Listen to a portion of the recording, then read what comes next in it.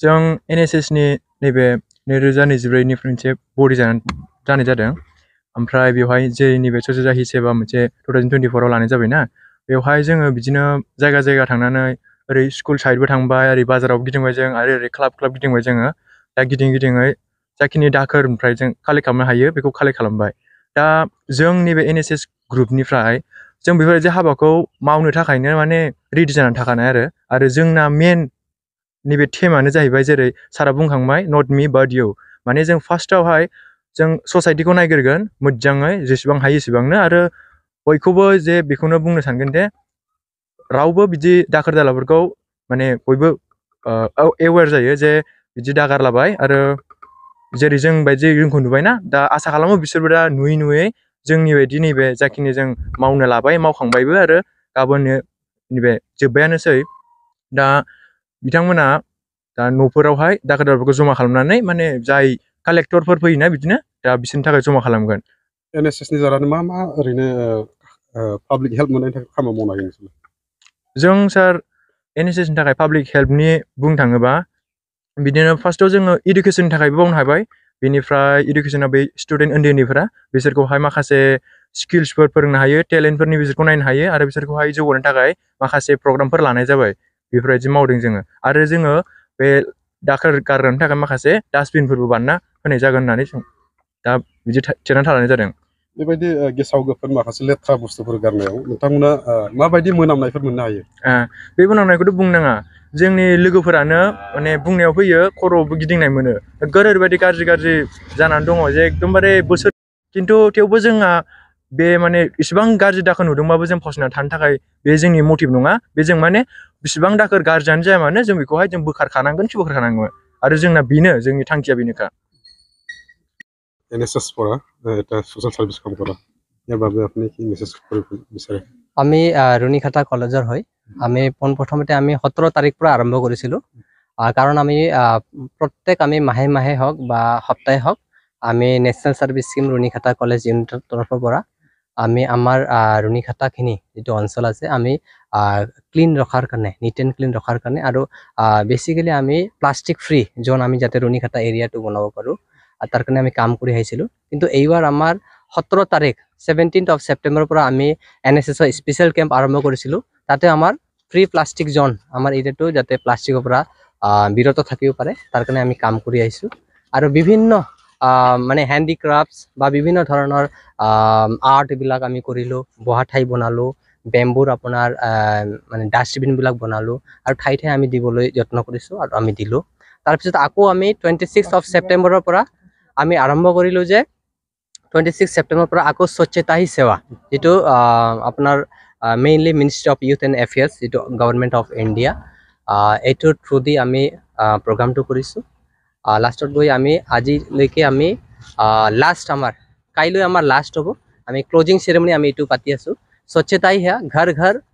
स्वच्छ रहे साफ रहे अपना कैंपस कॉलेज साफ रहे আৰু আমাৰ সমাজখন যাতে ভাল হয় প্লাষ্টিকৰ পৰা যাতে আমি বিৰত হ'ব পাৰোঁ আৰু যিকোনো ধৰণৰ আমি কাম কৰোঁতে আমি স্বচ্ছতা এইটো সাফ সাফাই যাতে আমি কৰিব পাৰোঁ আৰু সমাজখন যাতে আমাৰ ৰুণিখাতাই নহয় ৰুণিখাতাকে ধৰি বিভিন্ন আমাৰ ভাৰতবৰ্ষ যিখিনি ঠাই আছে তাতে আমি সাফ ৰাখিব পাৰোঁ তাৰ কাৰণে আমি কাম কৰি আছোঁ বাজাৰত বেছিভাগ প্লাষ্টিক ইউজ কৰোঁতে আমি দেখিবলৈ পাইছোঁ হয় আমি কিছুমানে আমাক তাতে ইন্টেলেকচুৱেল বিলাকে আমাক লগ ধৰি অলপ আগতে আমাক কৈছিলে যে আপোনালোকে ডাইৰেক্ট গৈ আপোনাৰ দোকান পোহাৰত গৈ আপুনি কৈ দিব যে যাতে প্লাষ্টিক তেওঁলোকে মানে নেপেলাই বা যদি পেলায় তেওঁলোকক ফাইন ল'ব বুলি আমাক কিছুমান তেওঁলোকে আমাক সাজেষ্ট কৰিছিলে কিন্তু আমাৰ কথাটো হ'ল একশনছ স্পিক্স লাউডাৰ দেন দ্য ৱৰ্ডছ আমি কাকো ক'বলৈ নাযাওঁ আমি ৰুণিখাতা কলেজৰ ভলেণ্টিয়াৰ্ছ হৈ বা ৰুণিখাতা কলেজৰ অন বিহাফ হৈ আমি যিমান পাৰোঁ ৰুণিখাতাক আমি এডপ্ট কৰিছোঁ যেটো আমাৰ এৰিয়াটো আমি এডপ্টেড কৰিছোঁ যাতে আমি বেলেগক কমপ্লেইন নকৰোঁ complainers are not the winners are not the complainers আমি কমপ্লেইন কাকো নকৰোঁ আমি যিমান পাৰোঁ কৰি গৈ থাকিম আৰু আমাক যিয়ে হেল্প কৰিব আমি ভাবোঁ যে ইন দি এণ্ড যেতিয়া আমি 1 বছৰ 1.5 বছৰ 2 বছৰ 3 বছৰৰ পিছত আমি ভাবোঁ সিহঁতেও আমাক লগ ধৰি আমাৰ ৰুণিখাতা কলেজৰ যেটো এটা মটো লৈ আমি চলি আছোঁ নট মি বাট ইউ যেটো NSSৰ মটো হয় মোৰ কাৰণে আংনি থাকাই নঙা আং नोंनि थाखायसो मावगोन এনেকুৱা এটা মটো লৈ আমি কাম কৰিবলৈ গৈ আছোঁ আমাৰ কিমান দিন পিছত বা কিমান মাহ পিছত অৱশ্যে যেনেকৈ আপোনালোকে পটকৈ আহিলে আমাক হেল্প কৰাৰ কাৰণে, আমাৰ কথাবিলাক ৰখাৰ কাৰণে। ঠিক তেনেকৈ আমাৰ ৰুণিকাটা সমাজে আমাক লৈ যাতে আমি এনেধৰণৰ কাম কৰিছোঁ আমালোকক যাতে সহায় সহযোগ কৰে, আমি সেইটো আশাবাদী কৰোঁ। সমাজত আমি দেখিবলৈ পাওঁ কেতিয়াবা এই কিবা যেতিয়া আপুনি যেতিয়া কাম কৰিছে সেইটো মানে গাঁৱৰ মানুহবিলাক মানে যতন নলয়, মানে য'তে ত'তে যি বস্তু খাব এইটো পেলাব, তেনেকুৱা কিবা হয়। আপুনি কি ক'ব বিচাৰে? আমাৰ যেতিয়া চাওক, য'ত প্ৰগতি আমি দেখিবলৈ বিচাৰোঁ, ডেভেলপমেণ্ট দেখিবলৈ বিচাৰোঁ, একমাত্ৰ ইয়াৰ মেইন থিম হ'ব লাগে এডুকেশ্যন। য'ত আমি শিক্ষা থাকিব, শিক্ষা থকাৰ লগে লগে প্লাষ্টিকৰ ব্যৱহাৰ কেনেকুৱা, প্লাষ্টিকে আমাক ক্ষতি কৰে না লাভ কৰে, ইয়াৰ যেতিয়া শিক্ষাটো পাম তেতিয়া অট'মেটিকলি আমাৰ গাঁও অঞ্চল চহৰ অঞ্চল আমি শিক্ষিত হৈ গ'লে তেওঁলোকে প্লাষ্টিকৰ ইউজটো কেনেকৈ কৰিব লাগে, ক'ত পেলাব লাগে বা পেলাব নালাগে, বা ৰিচাইকেল কেনেকৈ কৰিব লাগে। এটা বটলটো আমি য'তে ত'তে পেলাই দিওঁ, কিন্তু এই বটলটো লৈ গৈ যদি ৰিচাইকেল যিটো ফেক্টৰী আছে তাতে আমি দিব পাৰিলোহেঁতেন, তেতিয়া আকৌ এই বস্তু আমি কামত লগালোহেঁতেন। কিন্তু এইখিনি কথাটো আমাৰ গাঁও সমাজত নোহোৱাৰ কাৰণটো হ'ল আমাৰ গাঁও সমাজত এটা প্ৰফেচাৰ বিচাৰি পোৱা নাই, ভাল এজন শিক্ষিত মানুহ বিচাৰি পোৱা নাই, ভাল এজন এণ্টাৰপ্ৰেনাৰ মানুহ বিচাৰি পোৱা নাই, ভাল এজন বিজনেছমেন মানুহ বিচাৰি পোৱা নাই, তেওঁলোকক গাইড কৰা মানুহে নাই, তেওঁলোকক এটা নেতৃত্ব দিয়া মানুহে নাই, যাৰ কাৰণে তেওঁলোকে যি শিক্ষা পাইছে, কোনোবাই 2 ক্লাছ পাছ, কোনোবাই 5 ক্লাছ পাছ, কোনোবাই 10 ক্লাছ পাছ, তাৰ উপৰি আমাৰ ডিগ্ৰী লেভেলৰ মাষ্টাৰ ডিগ্ৰী কৰা মানুহ আমাৰ গাঁৱত নাইয়ে। আৰু আমি এনেও এই গাঁৱটো আমি বেকৱাৰ্ড হিচাপে পাইছিলোঁ, আমি ৰাস্তা ঘাট পোৱাৰ গোটেইকেইটা অসুবিধা পাই আছিলোঁ। তাৰ মাজতে এতিয়াহে ৰুণিকাটা কলেজ হয় কিছুমান আমি ডিগ্ৰীধাৰী হৈছোঁ, আমাৰ ইয়াতে বড়ো সমাজ আছে আৰু লগতে বিভিন্ন সমাজ আছে, এতিয়াহে ডিগ্ৰী লৈ এতিয়াহে জানিব পৰা হয়, এতিয়াহে আমি প্লাষ্টিক উঠাব পৰা হৈছোঁ। তো আমি অনাগত দিনত অহা দিনত ভাবোঁ যে